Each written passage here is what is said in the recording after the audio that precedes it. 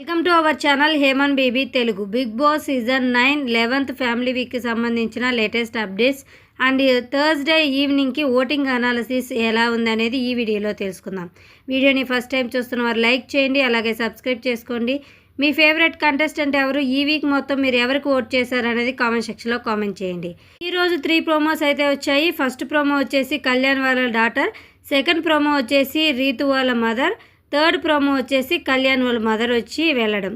ఈ 3 ప్రోమోస్ ఎలా అనిపించాయి అనేది మీరు కామెంట్ సెక్షన్లో కామెంట్ చేయండి. ఇమానియల్ ఫ్యామిలీ మెంబర్ మాత్రమే రావాల్సి ఉంది. వాళ్ళు వచ్చి వెళ్ళిన తర్వాత క్యాప్టెన్సీ టాస్క్ అయితే స్టార్ట్ కాబోతుంది హౌస్లో.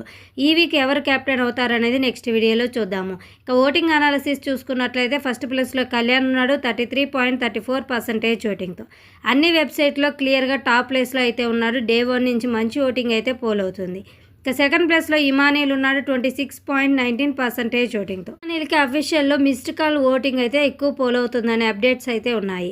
ఇక థర్డ్ ప్లేస్లో బర్నీ ఉన్నారు 14.85% ఓటింగ్తో. బర్నీ గారికి కూడా డే 1 నుంచి మంచి ఓటింగ్ అనేది పోల్ అవుతుంది.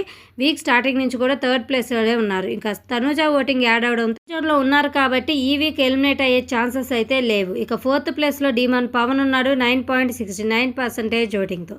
ఫిఫ్త్ ప్లేస్లో సంజనా గారు ఉన్నారు 9% ఓటింగ్తో. సిక్స్త్ ప్లేస్లో దివ్య ఉంది 6.92% ఓటింగ్తో. ఈ ఓటింగ్ ప్రకారం టాప్లో కళ్యాణ్, ఇమానియల్, బర్నీ ఉండగా డేంజర్ జోన్లో వచ్చేసి సంజన, దివ్య అయితే ఉన్నారు.